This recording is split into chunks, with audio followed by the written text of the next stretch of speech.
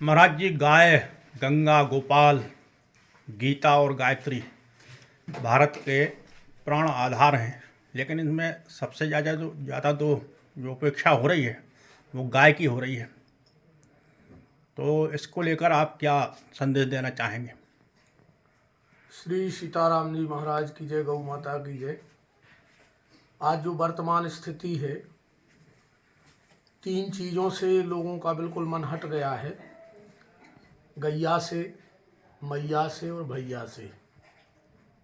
न व्यक्ति सगे भाई को बढ़ता हुआ देखना चाहता है, न माँ बाप की सेवा करना चाहता है, और गौ माता को तो बिल्कुल त्याग दिया है लोगों ने।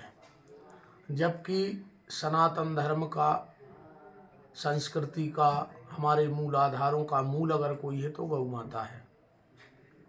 अब इसकी जिम्मेदारी अकेले सरकार की भी नहीं है, इसकी जिम्मेदारी हर व्यक्ति की है। सरकार अपने स्तर से काम करे, हम लोग अपने स्तर से काम करें।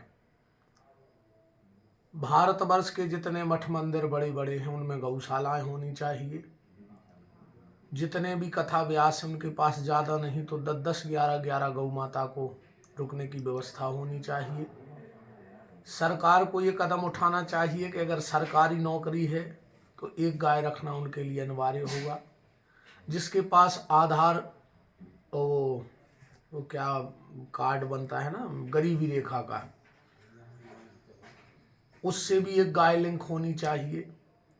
और गौ माता को अगर संरक्षण देना है तो सरकार को, संत सनातन धर्म को, साधुओं को, संतों को और सनातनियों को मिलकर एक साथ आना होगा, तब गौ माता की रक्षा होगी। अच्छा, आपको आपको लगभग 20-22 साल हो गए कथा कहते हुए। बुंदेलखंडी में आप कथा कहते हैं, तो कहीं इस तरह की कोई दिक्कत हुई जिनमें लोगों को समझने में दिक्कत आई हो बुंदेली? ऐसा तो नहीं हुआ। हम बहुत बाहर बाहर भी गए, लगभग नेपाल तक कथा करके आए। वहाँ भी हमने बुंदेली बोली, लोगों को वहाँ भी समझ में आई। कुछ क्लिष्ट शब्द हैं बुंदेली के जो नहीं आती लोगों को समझ में, तो वहाँ वो शब्द हम बदल देते हैं। अच्छा, इस बार ऐतिहासिक महाकुंभ हुआ है। कुंभ की व्यवस्थाओं को लेकर आप क्या कहेंगे? बहुत सुंदर व्यवस्थाएं रही। सबसे बड़ी बात यह, हमारे घर में अगर 4 लोग आ जाए तो हम उनकी व्यवस्था नहीं कर पाते, और जहाँ करोड़ों लोग गए हों तो थोड़ी बहुत अव्यवस्थाएं तो हो ही जाती हैं। पर उन सब पे ध्यान न दे करके इस चीज़ पे ध्यान दो कि हमारा सनातन धर्म आज भी जात पात के भेदभाव से ऊपर उठ के एक है, और सब लोग गए हैं। अब कुछ लोग वहाँ यही देखने गए थे कि वहाँ कुछ कमी है। भाई, जिसकी जो नज़र है वो वही देख के आएगा। अच्छा, आज की युवा पीढ़ी के लिए जो भटक रही है, संस्कारों की कमी देखने आ रही है, उसके लिए आप क्या संदेश देना चाहेंगे? उसके लिए सबसे पहले तो हम माँ बाप से अनुरोध करेंगे कि अपने बच्चों पे ध्यान दो।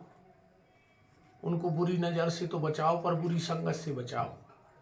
आपका बेटा कहाँ बैठता है, किन लोगों में बैठता है, कहाँ जाता है, इसका विशेष ध्यान रखना चाहिए। युवा आज गलत रास्ते पकड़ रहा है, उसमें कहीं ना कहीं माँ बाप की कमी है, क्योंकि बच्चों पे भी ध्यान नहीं दे रहे। आज के माँ बाप सिर्फ पैसे के पीछे पड़े हैं, उनको तो पैसा चाहिए, संतान कहीं चली जाए। इसलिए माँ बाप की जिम्मेदारी है हमारे हिसाब से। विदिशा भी ऐतिहासिक नगरी है, आप मानते हैं धार्मिक नगरी है, और आपको कथा कहते हुए आज चौथा दिन है। विदिशा वासियों के लिए बहुत अच्छा लगा भैया। मैं पहली बार आया हूँ माँ बेतवा की इस पावन नगरी में, जहाँ श्री राम जी के चरण भी हैं, और जहाँ राम के चरण हों तो अनुरोध यही है कि अगर राम के चरणों से जुड़ के अपने आचरणों को ज़रूर सुधारें। विदिशा एक बहुत अच्छी नगरी है, और मैंने पहले दिन कहा भी था कि विदिशा में 3 शब्द हैं, अगर पीछे का सा हटा दिया जाए तो विधि बचेगा। तो सीधी बात यह है कि विदिशा से सारूपी सत्य ना हटे तो विदिशा सार्थक है। अच्छा, आज की मीडिया के लिए कुछ सुझाव आपके? मीडिया एक बहुत अच्छा प्रचार प्रसार का साधन है।